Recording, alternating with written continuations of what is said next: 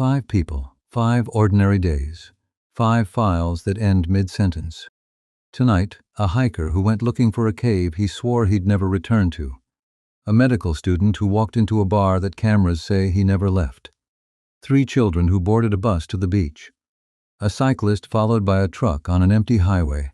And at number 1, a woman who vanished from a cruise ship at sea, whose family believes she was photographed years after she vanished.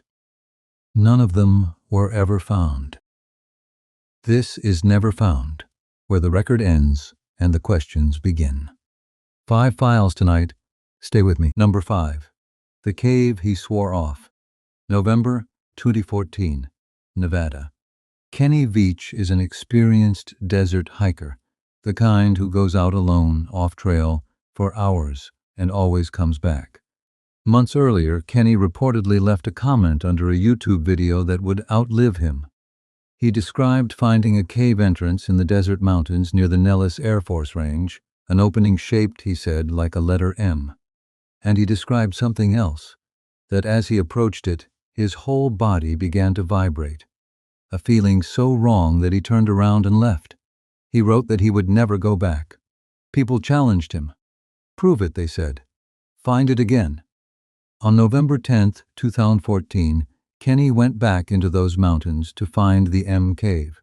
He was never seen again. Searchers combed the ranges. What they reportedly found was his cell phone, lying near the entrance of an abandoned mine shaft. Not the M Cave. A different opening entirely. The shaft was searched. Kenny wasn't in it. He wasn't anywhere. No remains, no gear, no answers. Just a comment thread, a phone in the dust, and a hole in the earth that gave nothing back. Kenny Veach has never been found. And if you think that's strange, a man who vanished chasing a cave, the next file has him beat. Because the next man vanished from inside a building. Number 4. The Bar with No Exit. April 1, 2006, Columbus, Ohio. Brian Schaefer is 27, a medical student at Ohio State, out celebrating the start of spring break. Around 1:15 in the morning, a security camera records Brian riding the escalator up into a bar called the Ugly Tuna Saloona. Around 1:55, the same camera catches him near the entrance, chatting with 2 women. He says goodnight. He turns back toward the bar, and that is the last image of Brian Schaefer that exists. Here's the problem. The cameras covered the exits. When the bar closed and emptied out, Brian is not on the footage leaving. Not with the crowd, not alone, not at all. Police reviewed the tape frame by frame. A man walked in, and by every record we have, never walked out. Investigators found one gap, a construction area with an unmonitored service exit, but it led to terrain that made little sense to cross at night, and no trace of him was ever found beyond it. His phone went silent. His accounts were never touched. In the 2 decades since, no remains, no confirmed sightings, no answer. Brian Schaefer walked up an escalator into a crowded bar and out of the world. He has never been found. A man can slip through one camera gap, maybe, but 3 children on a crowded beach in broad daylight? That's the next file. Number 3. The Children of Glenelg Beach. January 26, 1966. Australia Day. Adelaide, South Australia, in a heat wave. Jane Beaumont is 9. Her sister Arna is 7. Their little brother Grant is 4. That morning, they do something completely normal for the era. They take the bus to Glenelg Beach by themselves, 5 minutes from home. Their mother expects them back on the midday bus. They never come home. Witnesses would later tell police the children were seen playing at a reserve near the beach, relaxed, laughing, in the company of a tall, thin, sun-tanned man in his mid-30s. No one thought anything of it. Later, a shopkeeper served the children lunch. They paid with a £1 note they should not have had. Their mother had given them small coins. Someone had given the children money. A postman who knew them saw them around 3 p.m., walking alone, holding hands, laughing. It is the last confirmed sighting of the Beaumont children. What followed became one of the largest police investigations in Australian history.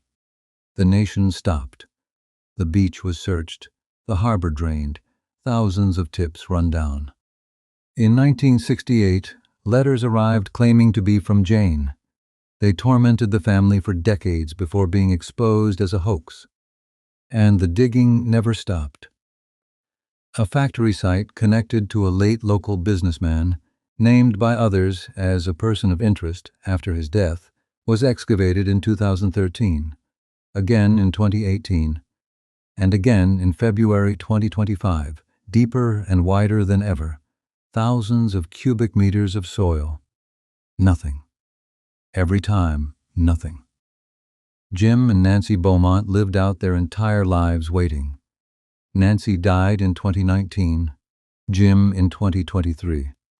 60 years on, no trace of Jane, Arna, or Grant Beaumont has ever been found. 3 children gone in daylight is the kind of case that haunts a country. But the next file haunts investigators for a different reason. Because a photograph turned up, a year later, 2,000 kilometers away.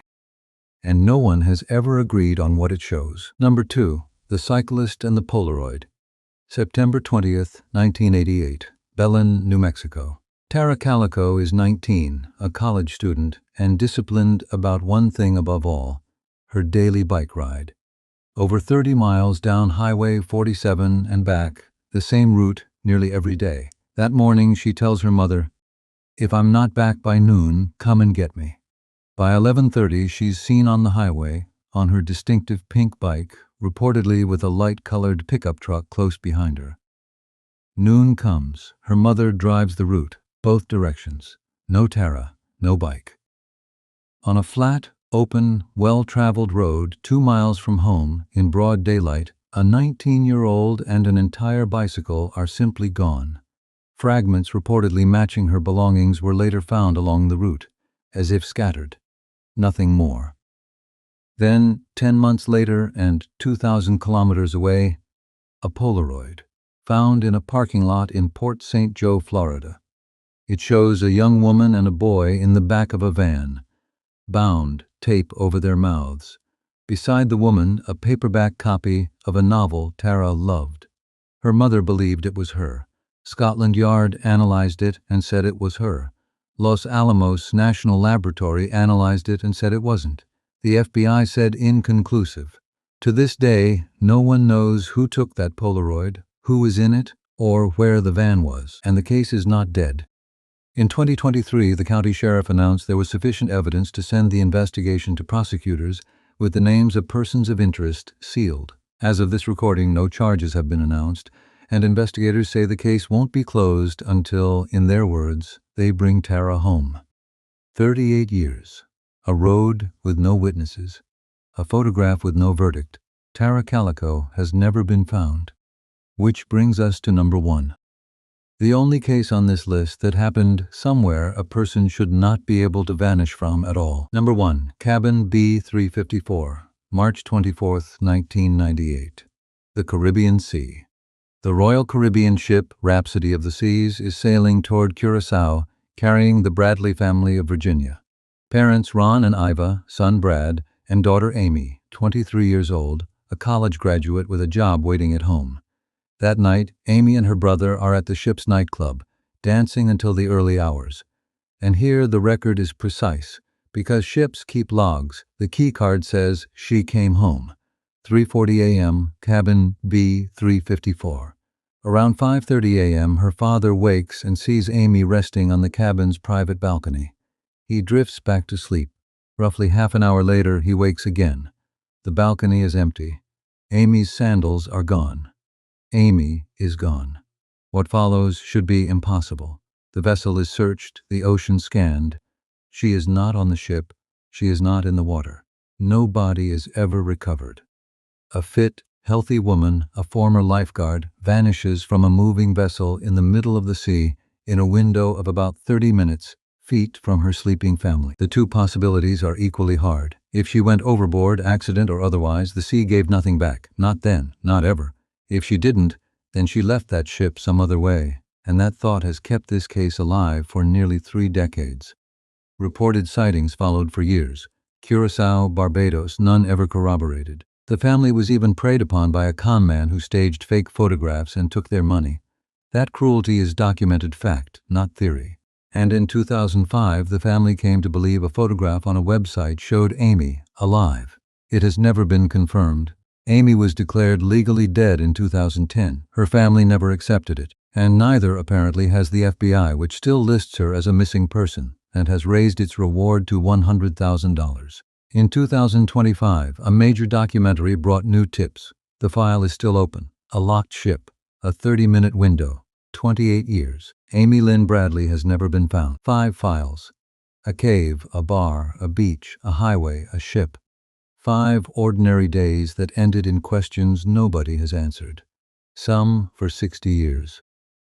So I'll leave it with you. Which of these 5 do you think is closest to being solved, and which one never will be? Tell me below. The searches ended, the questions didn't.